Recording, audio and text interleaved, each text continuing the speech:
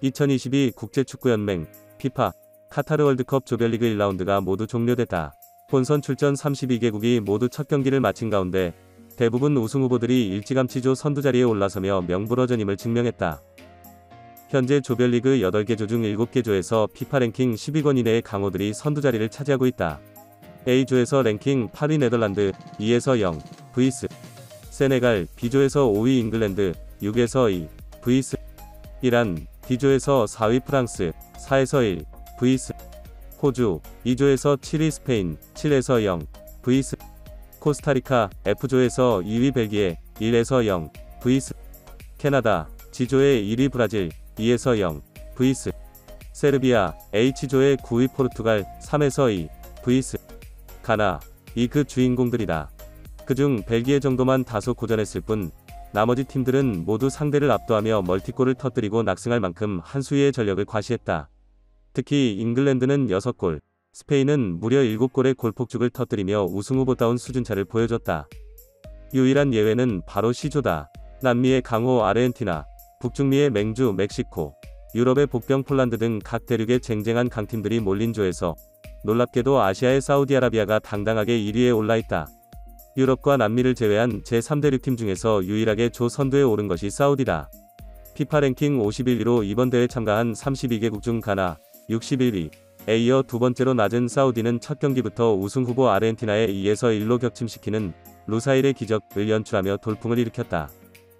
사우디는 전반 리오넬 메시에게 페널티킥, PK 실점을 허용했고 이후 한동안 일방적인 공세를 허용하며 고전했다. 하지만 그럼에도 흔들리지 않은 사우디는 조직적인 압박과 지능적인 라인 컨트롤로 오프사이드 트랩을 유도해내며 아르헨티나의 공간 침투와 추가골을 무력화시키고 흐름을 가져왔다. 올해부터 월드컵에서 도입된 반자동 오프사이드 판독 시스템 덕분에로 라우타로가 기록한 2골이 모두 무효 처리된 것도 사우디에게 결정적인 행운으로 작용했다. 후반 들어 사우디는 3분 살레 알셰리가 동점골, 8분 살레 마알 도사리가 환상적인 역전골을 잇따라 터지며 단 3번의 찬스에서 2골을 몰차이는 극강의 집중력을 과시했다. 골키퍼 모하메드 알 오와이스의 신들린 선방과 사우디 수비수의 몸을 날리는 허슬 플레이도 인상적이었다. 결국 사우디는 승점 3점을 따내면서 월드컵 역사에 남을 이변을 이뤄냈고 사우디 왕실은 역대급 승리를 자축하며 국가 공휴일을 선포할 만큼 이날의 승리는 1승 그 이상의 의미가 있었다.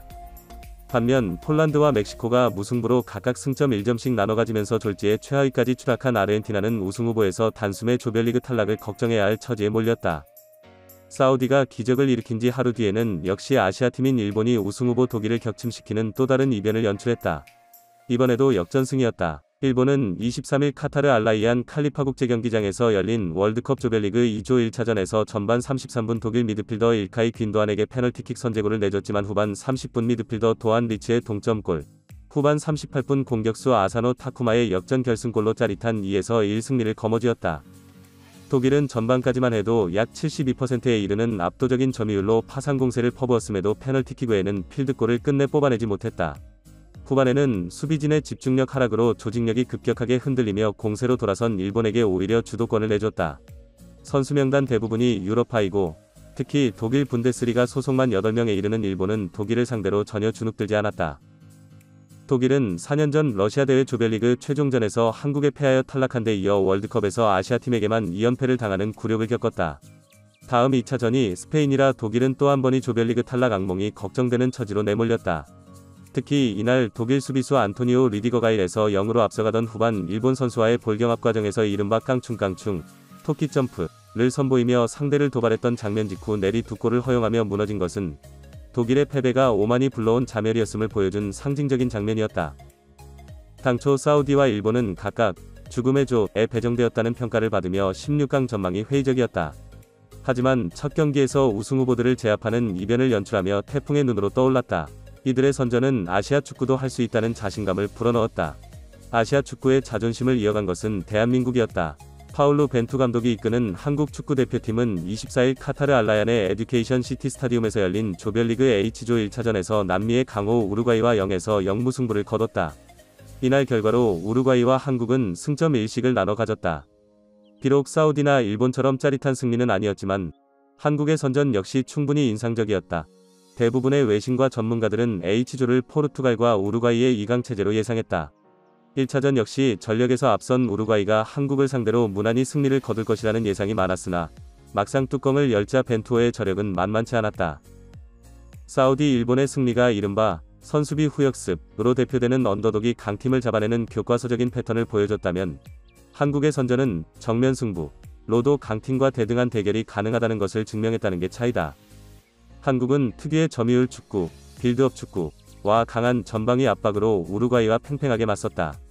전반 디에고 고딘의 코너킥 헤더와 후반 발베르데의 중거리포가 2번이나 골대를 강타하는 위험한 순간도 있었지만 대부분의 경기 상황에는 벤투호는 우루과이의 공격진을 잘 제어했고 볼이 우리 문전으로 쉽게 접근하지 못했다.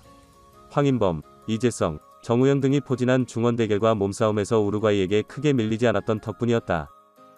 오히려 황의조와 손흥민의 결정적인 득점 찬스가 아쉽게 빗나가며 한국이 우루과이의 간담을 서늘하게 만드는 순간도 여러 차례 나왔다. 불안하는 평가를 받던 수비진은 유럽파 김민재와 부상을 털고 복귀한 김진수, 골키퍼 김승규의 뛰어난 반사신경을 앞세운 선방으로 안정감을 찾으며 클린시트에 성공했다. 후반 조커로 깜짝 투입되어 분위기를 바꾼 이강인과 조규성의 활약도 짧지만 인상적이었다. 무승부는 어쩌면 양팀 모두에게 공평한 결과였을 것이다. 한국은 이로써 가나에 승리한 포르투갈에 이어 조 2위에 오르며 16강 진출에 대한 희망을 밝혔다. 외신들도 한국의 경기력을 호평하며 남은 경기에 대한 기대감이 높아지는 분위기다. 아시아 팀들은 그동안 월드컵에서 강팀들의 승수제물이나 들러리 역할에 그치는 경우가 다반사였다. 대회 초반 개최국 카타르 0에서 2패, vs 에콰도르와 중동의 맹주 이란 2에서 6패, vs 잉글랜드, 오세아니아의 호주 1에서 4, vs 프랑스 이 각각 무기력한 졸전 끝에 대패를 당할 때만 해도 아시아의 순환사가 되풀이되는 듯했다. 하지만 사우디, 일본, 한국의 연이은 선전으로 분위기가 바뀌었다. 대륙별로 1라운드에서 유럽은 6승 5무 2패, 남미는 2승 1무 1패, 아시아는 2승 1무 3패를 기록했다. 북중미는 2무 2패, 아프리카는 3무 2패로 아직까지 승리가 없다. 유럽과 남미를 제외한 제3세계 팀 중에서는 현재까지 아시아가 가장 선전하고 있는 것이다. 한일 월드컵 이후 20년 만에 열리는 아시아 월드컵에서 다시 한번 아시아 축구가 세계를 놀라게 할 수 있을지 주목된다.